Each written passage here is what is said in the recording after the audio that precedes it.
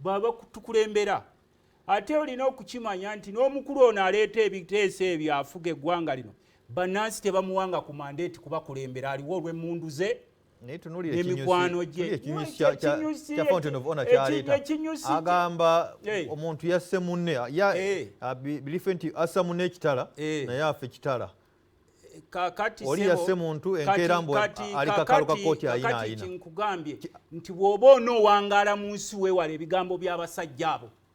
singa ojjukira nnyo ebigambo Jeno Kasirye Eggwanga bye yakugamba n'otabikola nagamba teekayo akatambi ako bankutte naye sigenda kudda yadda wakateekayo ng'agamba kateekeyo bankutte yadda tebamuwamba omulambo gwe teguli wali eri nkikuwulira kino ojjukire kubanga ebiro bitujjiridde ffe naddala abali wano mu Buganda anti kyenkugambye nakugaa kateekeyo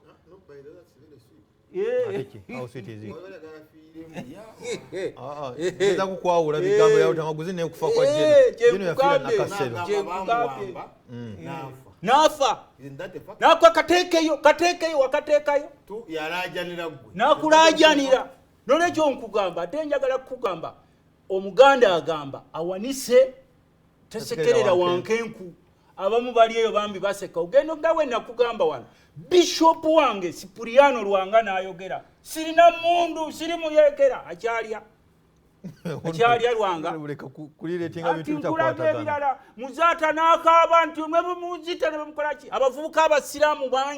bangi bafiira mu makomera buli wabeerawo akantu konna abavubuka abasiraamu be basooka okukwata ne bakuba abamu ne bavayo nga balina amannyo gaweddemu abalala emirambo ne basuula eyo gye tutasobola okulabako ffe twogera mwe mwogera ku Bassejjirinya ne Ssewanyana. Those are honorable members. If they can treat a honorable member like that, what about the ordinary citizen? Ne bamuta wali ne baleeta zidroni ayayogedde nga tewanayitawo na mwezi nti omuntu omukwata otya n'otakkiriza makooti kukola n'ateekawo zidroni ezoperating ba relatives be kuba Mwami Museveni amanyi the owners of those drones are his relatives abaziteekawo era bw'omugamba nti osobola okutubuulya banyini drones ezo tasobola zikugamba ayogera nti ayinza okujja naga mukwate bonna abayisiza ababaka obubi kati nkugambye gwe assumption yo nkugambye original y'abana abasajja from 1960s yali ya fujjo era temusuubira nga bwe tugenda netusinkana bannaffe abamwe gye tubeera mu byobukulembeze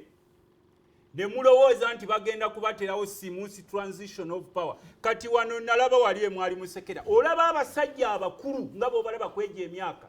ng'abamu tebakyawangalayo na myaka 2 oba 10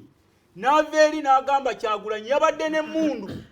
nakumukonvinsinga nti Kyagulanyi yabadde n'emmundu mu hoteri n'agireeta n'agiplantingawo nonalebo zaake n'agimplantingako nonalebo Kyagulanyi nakukonvinsinga ne bakuba Kyagulanyi okumutta kubanga Kyagulanyi was saved era nkimanyi n'abaali baweereddwa mission okumutta ne batamutta they should be dead now abatatta Kyagulanyi. That was going to be the end. Kwe tusobola kwogera naye for president waffe Excellence Robert Kyagulanyi ngamba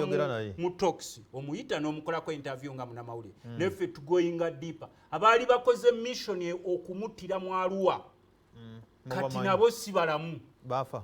ati kati gwe genda obabuuza abo bwe nkubuuza Kyagulanyi bamuteekako emmundu nti yalina emmundu nezaako omusango gwafiirawa gwe bamuteekako if Beiro yali singa Beiro yali teriiwo kubanga bo bano balina gye bayita long term plan eyabwe nti kati tebakyakulembera ggwanga wabula they have taken over everything mu ggwanga lyonna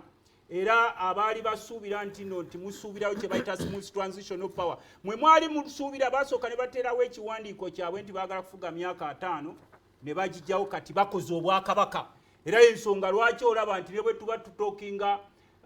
transition ono omukulu afuga akugamba atakulembera bw'ataba mutabani walina kuba mukoddomi we abalala bwenna abakompitinga naye wejja mulina kuba mukomera oba kuttibwa ekyo nakyo si kituufu kati ogayo omukulu agamba bw'ataba mutabani walina kuba